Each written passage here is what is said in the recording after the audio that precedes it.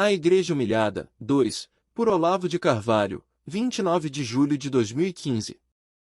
Condenar a cosmologia medieval porque em alguns pontos ela não coincide com os fatos observáveis do mundo físico é tão estúpido quanto condenar um desenho por não haver correspondência bionívoca entre os traços a lápis e as moléculas que compõem o objeto retratado. Estruturas representativas abrangentes só podem ser compreendidas e julgadas como totalidades. O fisicalismo ingênuo, apegando-se aos detalhes mais visíveis, deixa sempre escapar o essencial. A física de Aristóteles foi rejeitada no início da modernidade porque dizia que as órbitas dos planetas eram circulares e porque sua explicação da queda dos corpos não coincidia com a de Galileu. Só no século XX o mundo acadêmico entendeu que, retiradas essas miudezas, o valor da obra persistia intacto justamente porque não era uma física no sentido moderno do termo e sim uma metodologia geral das ciências. 4 séculos de orgulhosas cretinices científicas haviam tornado incompreensível um texto com o qual ainda se pode aprender muita coisa. Vê as atas do Congresso da Unesco Pensar avec Aristote, Org M. Assim nasceu, Toulouse. Eres, 1991. Toda a simbólica natural da qual o cristianismo só pode prescindir em prejuízo próprio desapareceu de circulação porque, visto com os olhos do fisicalismo ingênuo, o debate entre geocentrismo e heliocentrismo parecia colocar fora de modo o desenho medieval das 7 esferas planetárias, uma concepção cosmoantropológica enormemente complexa e sutil. Expelido do universo intelectual respeitável, o simbolismo natural só sobreviveu como fornecedor ocasional de figuras de linguagem com que os poetas sentimentais da modernidade, carentes de toda compreensão espiritual e extasiados na contemplação do próprio umbigo, projetavam nas formas da natureza visível as suas emoçõezinhas. Jorge Bernanos escreveu em Ela Impostura algumas páginas devastadoras contra esse empobrecimento do imaginário moderno.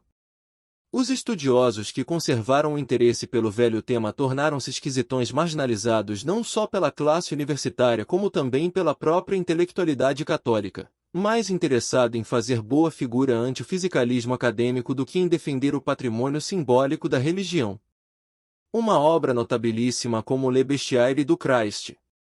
La Mystérios emblématique de Jesus Christ, Bruges, Disclay de Brouwer, 1940, em que o arquiteto Louis Charbonnier Lasser foi de igreja em igreja copiando e explicando cada símbolo animal de Nosso Senhor Jesus Cristo na arquitetura sacra medieval, passou quase despercebida dos meios católicos, mas, como veremos adiante, foi muito valorizada por autores muçulmanos.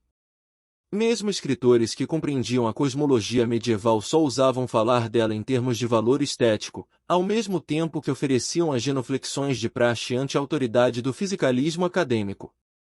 Um exemplo característico foi C.S. Lewis, que montou o edifício das suas Crônicas de Narnia sobre o modelo de uma escalada espiritual pelas 7 esferas planetárias, mas manteve essa chave simbólica cuidadosamente escondida até que ela fosse descoberta, após a morte do autor, pelo erudito Michael Ward, V. Planet Narnia. The Seven Heavens in the Imagination of C.S. Lewis, Oxford University Press, 2008. Seguindo-se a sua conversão, escreve Ward, Lewis naturalmente considerava as religiões pagãs menos verdadeiras do que o cristianismo, mas, olhando-as sem referência à verdade, sentia que elas possuíam uma beleza superior. A beleza e a verdade podiam e deviam ser distinguidas uma da outra, e ambas da bondade. P. 27. Não deixa de ser uma ironia que, restaurando na arte justamente aqueles elementos da simbólica pagã que a cultura da Europa medieval havia absorvido e cristianizado, Lewis ao mesmo tempo se opusesse tão frontalmente à doutrina escolástica segundo a qual o belo, o verdadeiro e o bom, unum, verum, bonum, na fórmula de Dunsot, eram essencialmente a mesma coisa. A timidez cristã ante os dogmas da modernidade chega a ser obscena. O filósofo calvinista holandês Herman Doeverde, no mais, um pensador de primeira grandeza, foi um pouco além da timidez. Alegando que a dialética hegeliana de tese, antítese e síntese só se aplica às coisas relativas, e que tão logo entramos no domínio do absoluto que vigora o antagonismo irrecorrível e a necessidade da escolha, ele condena a filosofia escolástica, Portanto, a cosmologia medieval inteira, por não ter banido completamente os resíduos culturais do paganismo, exigência impossível que, é claro, o próprio calvinismo também não cumpriu.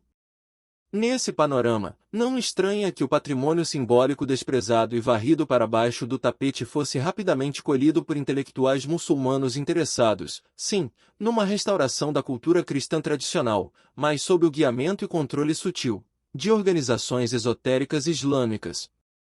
Ninguém, absolutamente ninguém na Europa cristã desde o século XVI dominou e explicou tão magistralmente o simbolismo espiritual cristão e demonstrou tão valentemente o seu valor cognitivo, e não só estético, como fizeram René Guénon, Fritjof Schuon, Titus Burckhardt, Jean Borella e outros autores meio impropriamente chamados perennialistas.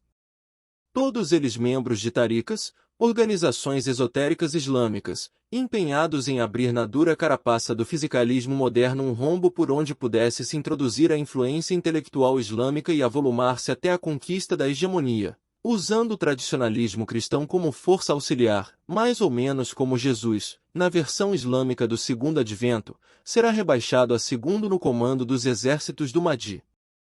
Autores não diretamente ligados ao esoterismo islâmico que exploraram o mesmo veio, como Matila Gika, Ananda K. Coomaraswamy e Mircea Eliade, sempre foram devedores intelectuais dos perennialistas. Se hoje em dia a velha cosmologia readquire aos poucos o seu estatuto de conhecimento profundo, necessário e respeitável, multiplicando-se em todas as universidades do mundo civilizado os estudos a respeito, não há como deixar de reconhecer que isso foi devido, sobretudo, à obra de Guénon, de Schuon e de seus seguidores. A pedra que os construtores rejeitaram tornou-se a chave de abóbada, profetiza a Bíblia. A profecia ainda não se cumpriu totalmente, mas é óbvio que só a restauração da cosmologia simbólica pode ser a chave de abóbada numa reconstrução da cultura cristã. Apenas, os muçulmanos perceberam isso antes dos intelectuais cristãos e trataram de utilizá-la em proveito próprio. Temos uma dívida para com Guénon, Schuon e Tuti Quanti? É claro que temos. Eles nos devolveram o que era nosso, mesmo fingindo que era deles. Está na hora de praticar com eles aquilo que um velho ditado, islâmico, por sinal, recomenda: não perguntes quem sou, mas recebe o que te dou. Se o Papa, em vez de fazer isso, prefere esboçar um vago reconhecimento dos direitos de propriedade islâmicos sobre o simbolismo cristão da natureza, é que ele ainda padece daquela timidez auto-humilhante que reluta em afirmar vigorosamente o primado da cristandade nessa área.